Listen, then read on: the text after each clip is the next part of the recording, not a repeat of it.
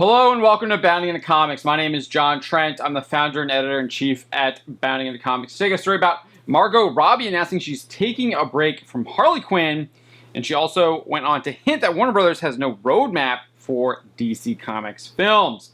Before we get to that, I'd like to ask if you could please hit that subscribe button if you are not already subscribed. If you are already subscribed, please make sure you are still subscribed. YouTube does like to unsubscribe people for whatever reason. And hopefully by the end of this video, I will have earned your like, and that you will give this video a like, and that you will share this with your friends and family. And then hopefully you also will hit that bell for notifications so you don't miss any future Bounding into Comics videos. With that out of the way, let's get to the meat of this story. As I said, Harley Quinn actor Margot Robbie, who portrayed the character in Suicide Squad, Birds of Prey, and will portray her in the upcoming The Suicide Squad film, announced she's taking a break from the character. She spoke with Entertainment Weekly, where she revealed she'd be taking the break from the character following the release of The Suicide Squad, directed by James Gunn. This is what she said.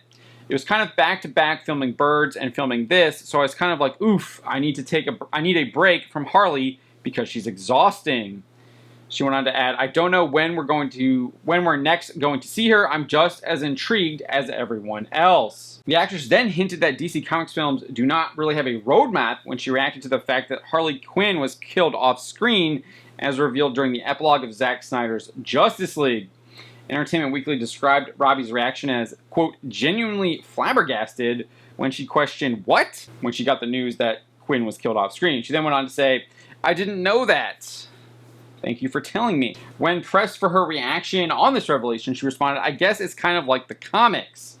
The film version of the DC Universe, I actually think they're a lot like the comics. You pick up one comic and something's happening, and then you pick up the next comic and maybe that character's not alive, maybe that character's not with that person, maybe that character looks completely different. Each movie is its own sort of thing, and I think that works in the comic book world, and I think that works in the DC film world as well. It's not like Marvel where everything is more obviously linked in a more linear way. It feels like there's so many adjacent stories, worlds, and films happening at the same time, just like there are in the comics. She continued saying, so yeah, I didn't know that, but it doesn't necessarily change what other people are able to do with this universe, I don't think. What one director decides, I don't think dictates what another director might be able to pick up and do with the world and the characters, which is fun. I think that's an appealing aspect for directors in the DC world. They can make it their own, the way James did. He didn't have to be beholden to the version that David Ayer, director of Suicide Squad, set up. He could pick it up and make it his own, which I'm sure was more appealing for him.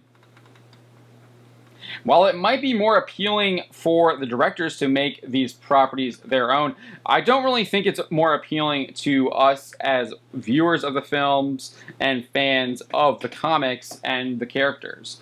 I think it actually can quickly become quite confusing to try and keep track of everything that's going on. Was this character killed here? Why is she alive here? Like, what's going on? It really can like muddle things up and make things very, very confusing. And I think that gets to the point that one of the things that the comics are having an issue with as well as the movies do is the fact that they don't have a roadmap. There isn't a person kind of having this broad vision and these broad points and then letting the directors kind of maybe fill in the broad points that lead up, that are part of this big vision. I think you need to have a person with a big vision creating that so you have a contained story that is continuous. The things match up. One movie flows into the next, and you have things that are connected and interconnected. And I do think that's one of the reasons why the Marvel Cinematic Universe was so successful, especially in the beginning. You had those first 4 movies building up to the Avengers movie, then you had the huge Avengers movie payoff, and then at the end of Avengers, they tease Thanos is coming, and then the next 2 phases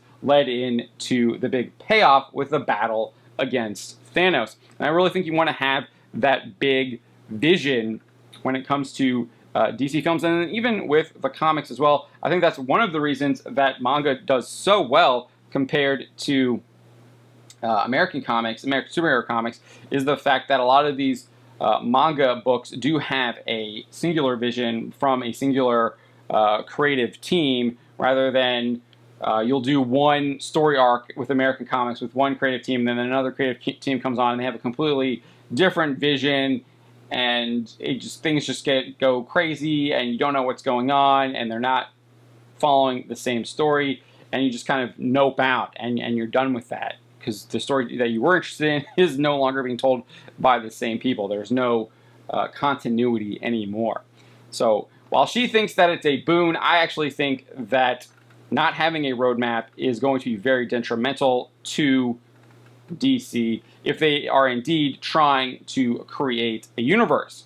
Now, if they're just trying to do trilogies like Christopher Nolan's Batman film, then I think that's a different thing, and you're just doing standalone trilogies that aren't connected. But DC does seem to be connecting their universes, as they are using the same actors to play the same characters, which seemingly means that they are connected. So take that as you will. Let me know what you think. I think I was pretty clear that I think that DC needs to really bring someone in who has a singular vision, and they need to get behind that vision and stick with it, instead of trying to just replace someone right away like they do in the comics and creating all kinds of chaos, confusion, and dysfunction.